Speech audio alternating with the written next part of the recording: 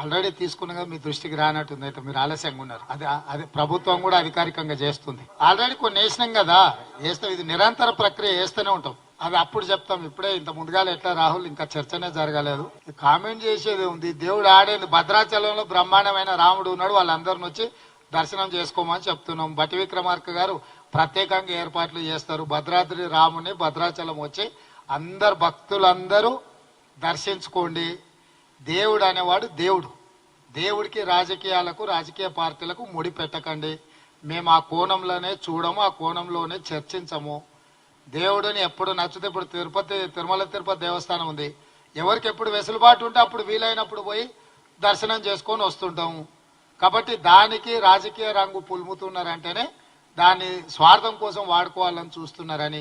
Congress party ఎప్పుడు ఇట్లాంటి విషయాలను స్వార్థం కోసం వాడుకోదు. ధన్యవాదాలు. ఆల్రెడీ విచారణ జరుగుతూనే ఉంది. ఇచ్చిన జీవోలు ఆపుతూనే ఉన్నాం. మీరు అన్ని చూసుకుంటేనే అడుగుతున్నది. అందరిని అధికారులను బదిలీ చేసారు. అందరినీ ఏ ఒక్కరు కాదు. ఇప్పుడు ఒక ప్రాసెస్ ఉంటుంది ఏదైనా చెయ్యాలని అంటే.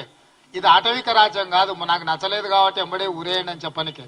ఇది ప్రజాస్వామ్యము. ప్రజాస్వామ్యయుతంగా విచారణ సంస్థలు ఒక ప్రాసెస్ లో విచారణ చేస్తే ఆ విచారణలో జరిగిన తప్పిదాలను వెలికి తీస్తారు.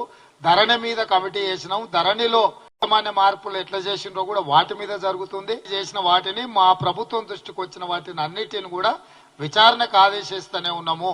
కాబట్టి ఇవన్నీ 50 రోజులే అయ్యింది. ఎందుకు తొందర పడుతుంది? ఇంకా చాలా రోజులు ఉంది. ఇంకా 300 పైగా రోజులు ఉంది పరిపాలన.